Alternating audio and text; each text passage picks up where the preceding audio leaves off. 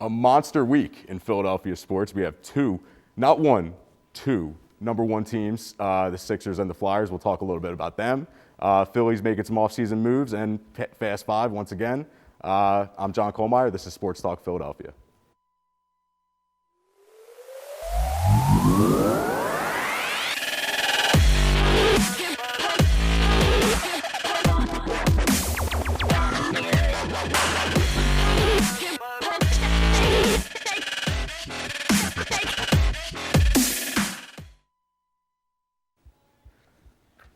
Once again, I am John Kohlmeyer, joined by my panel today. Of course, my co-producer, Caleb Flogger, to my left.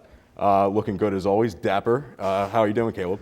Good, John. How about you? Good, pretty good. good. As a Phillies fan right now. Yeah, feeling great. And our remote correspondents this week are, I forget the name, Will Shannon. I did not forget that name. Will Shannon, shades of Casual Friday on today. That's all good though. I'll be in better attire next time. And the return of Tyler Small from last season. Welcome, Tyler. Hey, glad to be here. All right, and let's dive right into it. We have a number one team in the NBA, the Sixers, playing great. Winners of 4 in a row. Had a pretty great week overall. Let's talk about the Sixers. Caleb, what do you think of the latest win against the Pacers? Yeah, if you're a Sixers fan, you have to be really pleased with how the team's playing so far this week. We had a big win against the Lakers, the defending champions in the NBA. Big win against them. Tobias Harris, game winner. Great to see him step up and play up to that contract. He also had a 25-point comeback against the Pacers without the Sixers MVP, Joel Embiid. That was great to see. The Sixers that game did not give up the whole entire game. I'm pretty sure they were down as much as 20 in the beginning of the fourth quarter. They came all the way back. That was a great win and showed that. But it's just great to see this team really clicking and playing well together right now. Yeah, and in that Pacers win, there was a 31-6 run to end the game, which big comeback win. Tyler, talk about that win and how you think that translates for the rest of the season. Yeah, I mean, you hit the head on the nail, 31-6 run, 37-15 overall in the fourth quarter. And it was led by everyone kind of as a collective unit. Harris in that game had 27 and 8. Simmons had 27, 6 and 7. And that's the biggest point of this show, I think, is what we're going to talk about, is, at least personally, is Simmons' lack of productivity. His attempts per game are down by 2.2. And it's just unbelievable that this guy, I understand now he's becoming the third, possibly the fourth best option, because I'm a big Seth Curry fan for this team. But when you really look at it, the fact that Simmons is down that much, even though he is such a transcendent scorer, obviously the effective field goal percentage comes into play when you bring in the Rockets personnel into the front office, but we'll see what happens with Simmons down the road, but you have to be excited about this week. Yeah, I'm glad you brought up Simmons because it's interesting to think that this is one of Simmons' statistically worst seasons, I think, and yet they're winning despite that. So are they winning despite Ben Simmons, or are they winning because of Ben Simmons, or with Ben Simmons, I should say? Tyler. I mean, it's difficult to see because once you look at just a number standpoint, you aren't sure because with the amount of efficiency he's using and the lack of it, I should say, when he has the ball in his hands that much, even though he should be a bigger scoring threat, because that's the difference between having a player like him and a player like Avery Bradley or Rajon Rondo. So just in terms of big name, he's going to be getting paid soon, but it all depends on this kind of one of his biggest seasons. And it also comes because Tobias Harris has been such a big scorer. I mean, I don't know about you, but watching that Lakers game when he was taking the final shot, I was holding my breath at least. It's just not the type of player you want to see in that moment. But when you look at it, he took his best shot, and I think that was a part of the coaching from Doc Rivers, who I've been a big skeptic about, because 20.9% of his shots come from within 3 to 10 feet of the basket, and on those shots, he's shooting 43.4%, and that is the number one shot that defenses give up in clutch moments. So the fact that Tobias Harris was able to come there and make that play in the clutch situation with 5 seconds remaining, maybe he is that guy, the late shot guy that Jimmy Butler once was. Yeah, Tobias is having a great season. Will, again, the Sixers are first place in the East. Do you think that holds for the rest of the season? Do you think that the Sixers are the team to beat in the East?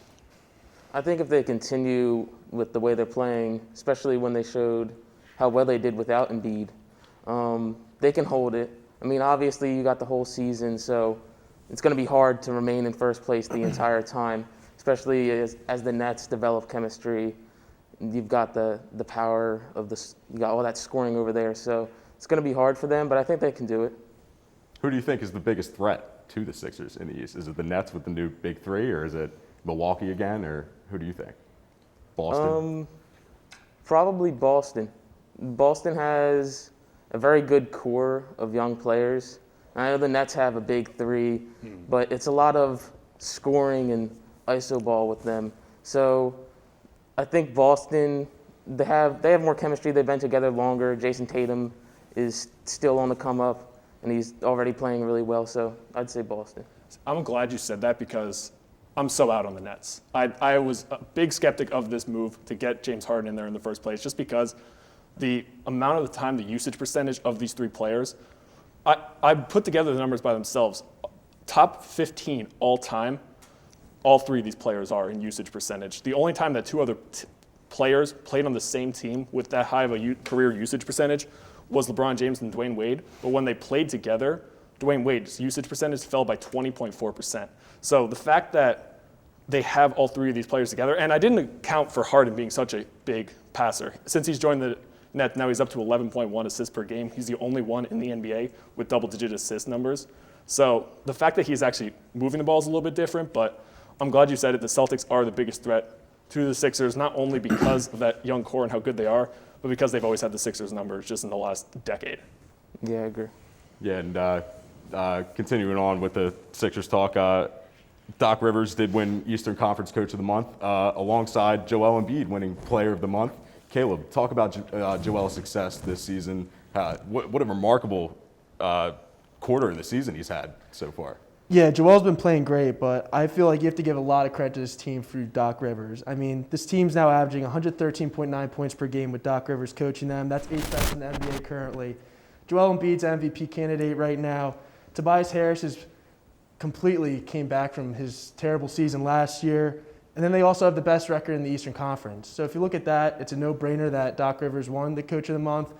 And then if you look at Joel Embiid, he's just putting unrealistic numbers up. I mean, he's putting up numbers that Wilt Chamberlain and Charles Barkley are the only ones to do. So those are two Hall of Famers right there. And if you're in the category of those two names, you should be pretty proud of yourself.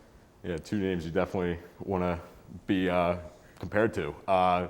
We can also talk about Shake Milton, too. Is there a possibility that Shake Milton could win Sixth Man of the Year? He's having a great game, like 24 minutes a game, great year. Yeah, there's the stats right there, 14.3 points per game, pretty good field goal percentage. What do you think the odds are of him winning Sixth Man of the Year? I mean, I'm pretty confident right now. If you look at the past history of Doc Rivers' teams, really a lot of times they have a good sixth man. You look at Lou Williams, you look at Jamal Crawford, those type of players. Looks like Shake Milton is becoming a player that the Sixers are going to really rely to off the bench. He's averaging 14.3 points per game, and then he had like a 3 to 4 game stretch during the season where he was averaging 24 points per game. So he's been really a solid scoring option for the Sixers off the bench this year that they really struggled with last year.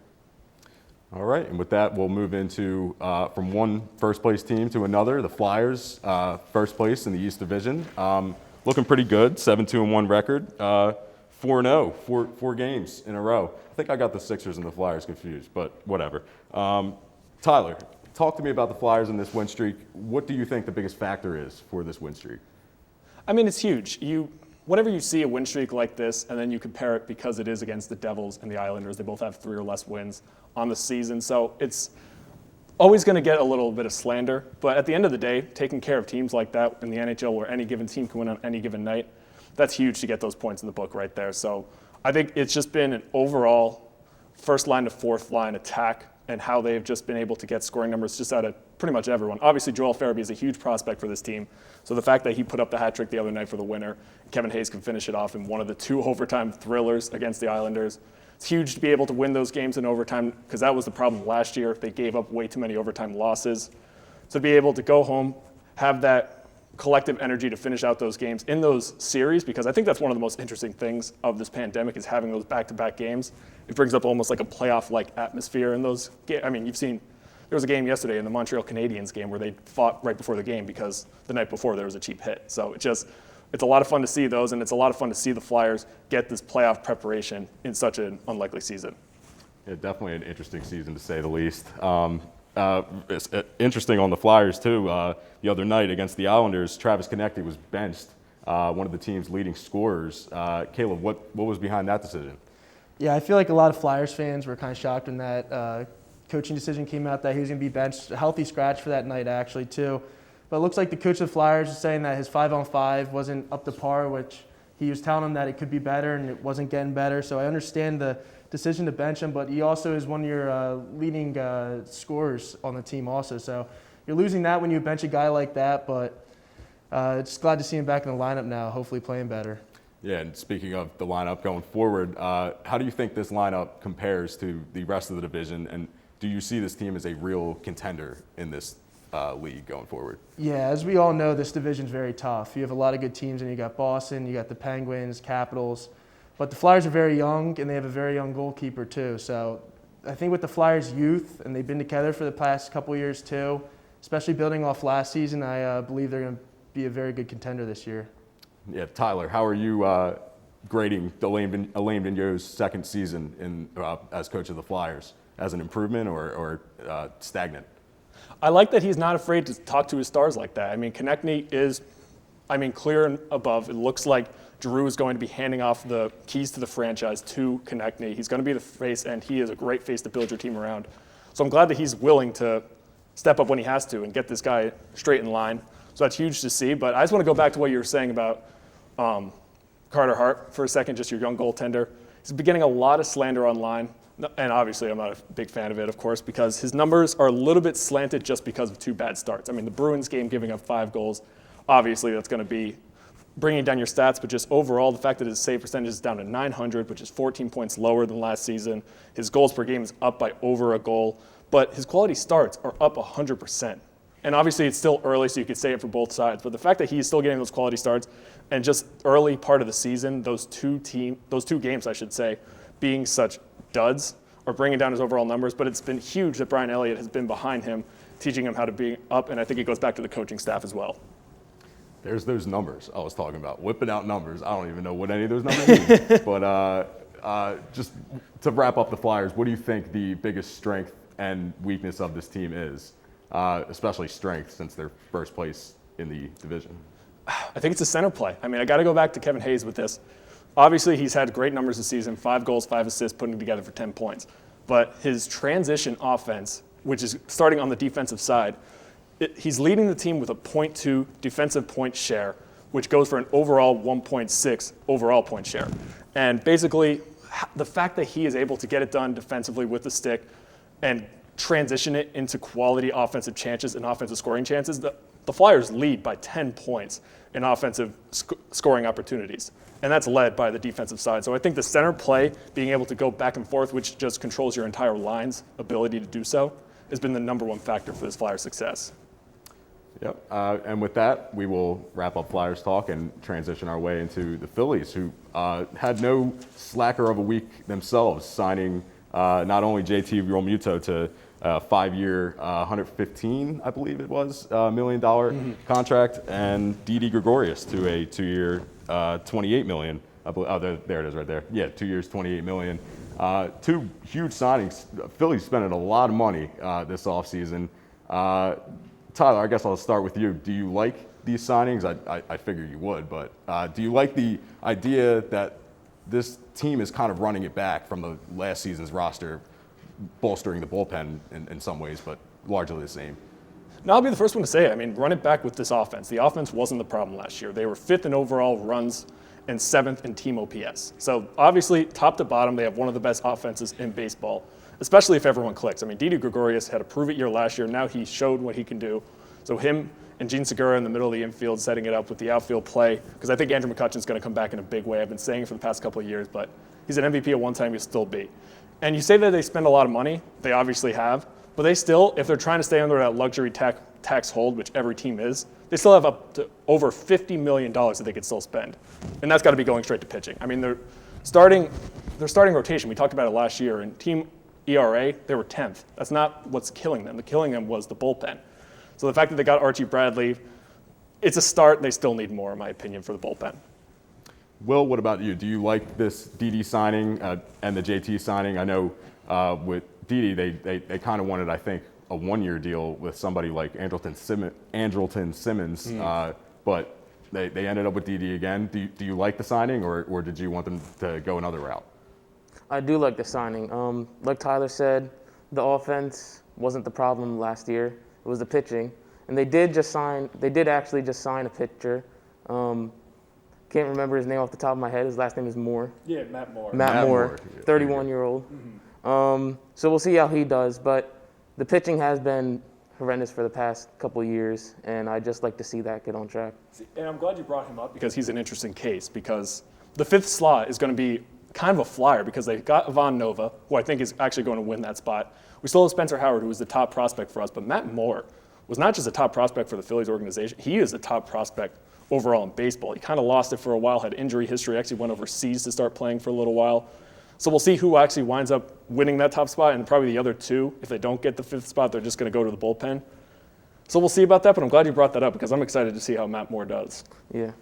And speaking of any future moves they might make, do you see the team spending any more money this offseason, or is this kind of where we're at and nothing more is going to be done?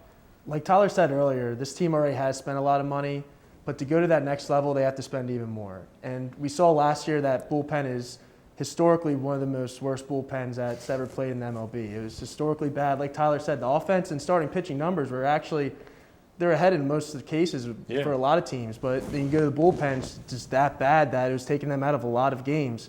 If you look at this Phillies last season, they were leading most of their games going into the 6th, 7th inning when the starting pitching was still in. When the bullpen would come in, they blow the 2 to 3 to 4 run leads. So if you cut that down, they should be good this season, but they still need to add a lot of pitching in the bullpen. Hopefully Spencer Howard steps up, one of their top prospects from last year. He showed a lot of promise last year, but hopefully he can solidify himself as that number 3 guy, because you already have Zach Wheeler and Aaron Nola. Those are probably one of the best 1-2 starting pitchers you can get in the MLB right now. So, Tyler, do you see any other prospects on the market that the Phillies might acquire? I think so, and I think, if anything, they're the opposite of prospects, because I want them to get reliable guys. I mean, they have Adam Morgan, they have Conrad, they have Humphrey, they have Suarez. All these guys, they're coin flips. One of the 4, if you're lucky, are going to work out here. There are still reliable guys with a lot of major league innings out there. Mark Melancon, Shane Green, Sergio Romo, a lot of guys. They don't, maybe besides Mark Melancon, none of those guys really light up the light bulb in your head and you don't get excited about those guys. But they're reliable guys that are going to keep you in games. Will blow maybe 1 to 2 games throughout the entire season. But you need those as opposed to all these other guys who could very easily just not pan out as major league arms.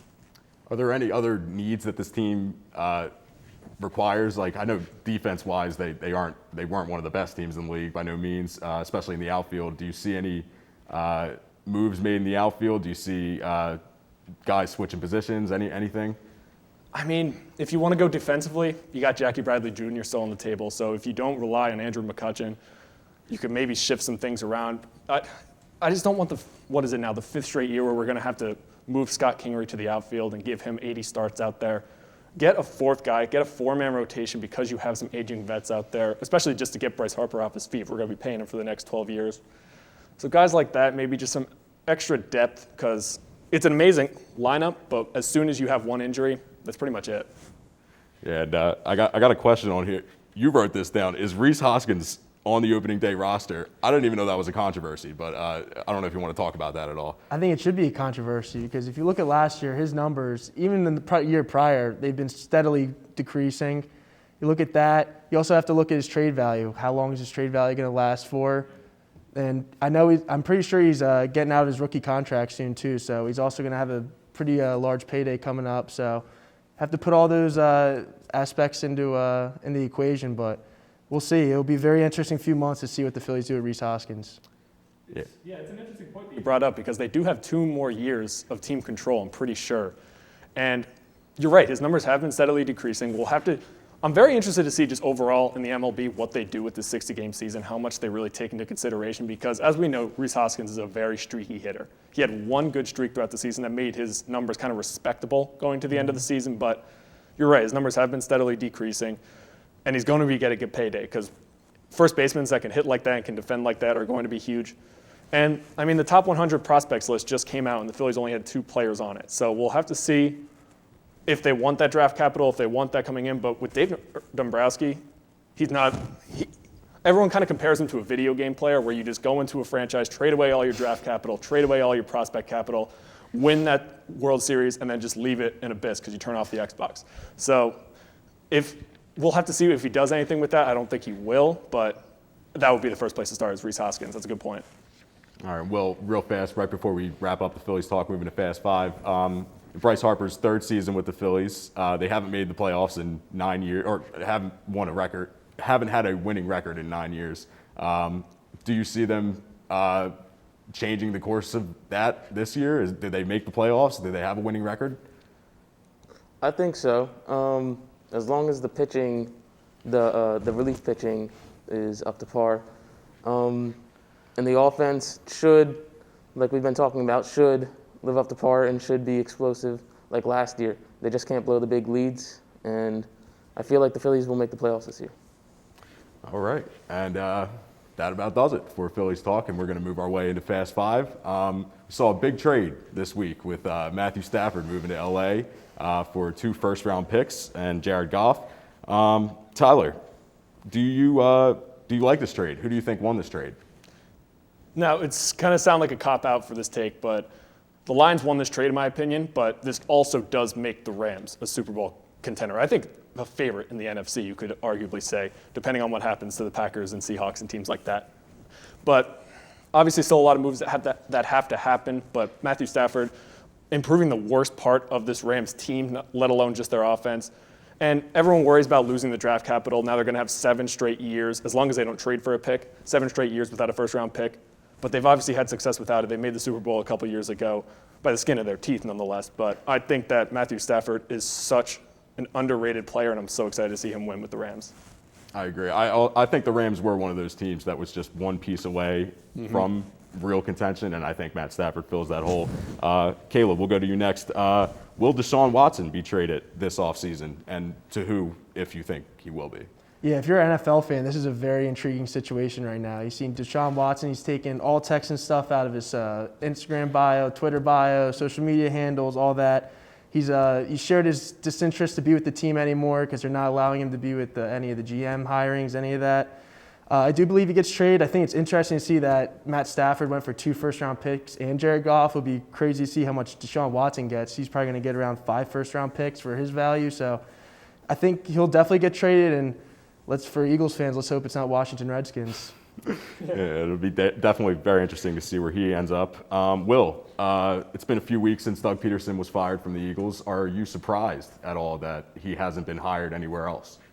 I'm not surprised. I feel like Doug wanted, or at least needs to take an off year. You saw it from the way he carried himself in his press conferences. He just looked frustrated and didn't look like he was excited or like happy to be there anymore. I feel like he just needs some time to take off, and he's won a Super Bowl, so someone's going to pick him up eventually. All right, and once again, Will, NBA question for you. Who do you see at this point in the season, I know it's early, winning the MVP? Joel Embiid? Yes, actually, Joel Embiid so far. And it's kind of interesting because a few years ago we saw the Warriors and we saw these teams going with small ball lineups, and I feel like the top guys this year in the MVP race so far are Jokic and Embiid, 2 centers. So it's very interesting to see where it's going to go. But yeah, I feel like Embiid, with the way he's playing, is going to win the MVP. And you know what's great about that is the fact that he stopped playing like he was a small ball player. My number one concern with him, besides his overall health, obviously, was the fact that he was taking those shots. Like he's down in 3-point attempts per game. He has 3 a game now, which is good because he can knock it down, of course. It spreads it out, and that's why he has an effective field goal percentage of .580. But the fact that he is down now and not taking those shots anymore and working out of the post more, I think half of his assists and half of his points, or some statistic like that, I don't have the exact numbers, came out of him getting the ball in the post. So the fact that he's acting like a true big again is huge for his MVP case. Yeah, I really wanted to see that this year. I would get frustrated a lot of times last year watching him take so many threes and stuff like that because he's so talented and he just dominates everyone that he goes up against in the post. I want to see him dominate. I don't want to see him at the 3-point line taking so many threes. So. I agree. All right, the Joel hype is real here on Sports Talk. And last question, it is my favorite week of the year, Super Bowl week. And we're just going to go around real fast. Caleb, give me your prediction. Who wins, who loses? Buccaneers win. The GOAT gets his 7th Super Bowl. 7th Super Bowl. Most insane accomplishment in sports already, I think, and he would just be extending that. Tyler, what do you think? I mean, just before I say that, if he wins this Super Bowl, he has more Super Bowl wins than any franchise in the NFL. Crazy. That blew my mind. I did not know that. But I don't think he's going to do it. I think the Chiefs get this back-to-back because 2010s were dominated by Brady and the Patriots, of course. The 2020s are going to be dominated by the era of the Chiefs, and I think they win this game. I just want to add one thing. I would agree with that. I wouldn't have seen any way that this could even be possible, but I thought the Packers were going to bury the Buccaneers last week or 2 weeks ago. As they should have. Yes, they should have. But anything could happen. This man is magic. This man's got 43-year-old magic hands. Incredible. Will, give me your prediction. I think the Chiefs are going to win. I see it as Tom Brady passing the torch to Patrick Mahomes as the next great quarterback in the league. You see all the hype around Patrick Mahomes. Everyone says he's going to be the next big thing. They say he's got all the talent, all the smarts, everything. So we'll see how it turns out. And like you said, Brady is the GOAT, and he's got magic in his hands. So you never know with Brady, but I have confidence the Chiefs will win. All right, and with that, we are going to wrap up here on Sports Talk. Pencil flying everywhere. Thanks for joining us this week. Once again, I'm John Kohlmeyer. Check out our Twitter at Sports Talk LTV. Thanks for watching. See you next week.